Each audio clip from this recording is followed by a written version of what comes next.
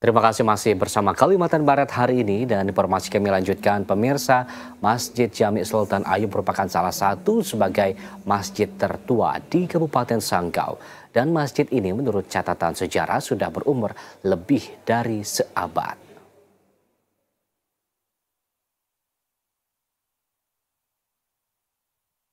Masjid Jami Sultan Ayub terletak di kawasan Keraton Surya Negara Sanggau dan berada di kawasan wisata budaya Kabana, Kecamatan Kapuas, Kota Sanggau. Hingga saat ini bangunan masjid tersebut masih berdiri kokoh seperti bangunan aslinya sejak dibangun. Bangunan masjid didominasi warna kuning dan hijau, mulai dari bangunan utama hingga bangunan menaranya.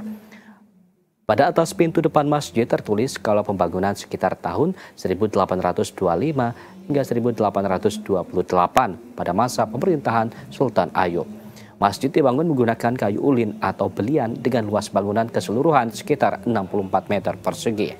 Bangunan ini sejak awal dilengkap dengan beduk yang disimpan pada bagian kanannya dan beduk ini masih terlihat terawat.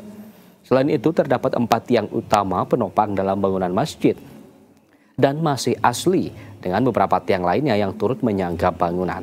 Karpet hijau terpasang dengan rapi melapisi lantai masjid dan di atasnya terdapat beberapa lampu gantung putih yang cantik serta kipas angin. Suasana dalam masjid terang dengan jendela-jendela yang cukup banyak. Sementara itu di sudut belakangnya ada rak berisi buku bernuansa Islam seperti cerita Nabi, ada pula buku pelajaran dan cerita lainnya yang menarik buat anak-anak.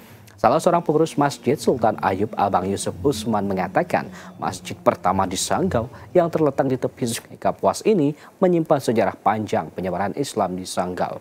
Menurut Abang Usman, Yusuf Sultan Ayub ikut andil dalam penyebaran Islam. Ia tak hanya menjadi sultan, tapi juga menjadi ulama yang handal. Abang Usman Yusuf menambahkan, Masjid Jami Sultan Ayub tampilannya kini memang masih bagus dan sudah mengalami renovasi pada 2009 lalu. Renovasi tak sepenuhnya merubah masjid karena bentuk yang dibuat tetap sama dengan awal dibangun.